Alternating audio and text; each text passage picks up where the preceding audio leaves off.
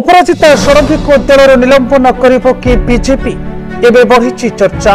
ओडिशार मुख्यमंत्री हेलेनी बोली बीजेपी उपरे प्रतिशोध लेउछन्। अपराजिता विरोध में एकाठी हेलेनी दलर बड़ बड़ नेता। दर्शक बंधु भुवनेश्वर सांसद अपराजिता षडंगी को दलर निलंबन करने को बीजेपी योजना करुछि। बीजेपी दल में अपराजिता षडंगी क्या सहित पड़ुनथिबा चर्चा एवं जोर धरी। दल जदि बाम पटे जाउछि तेबे अपराजिता डाहाण पटे जाउछन्ति। अपराजिता मेयर थिले ममता मुंड। सेतबेले तांको प्रार्थित्व को अनेक प्रश्न उठाइथिले बीजेपी नेता माने। तेबे बीजेपी नेता तांको नाम रे अभियोग करिसेंति सुनीति मुंडू को दल निलंबन करिछि। एक कथा को अपराजिता को बड़ झटका लागिछि। अपराजिता सहित छाई होई रहउथबा धनेश्वर बारिक को भी दलर निलंबन करा दैछि।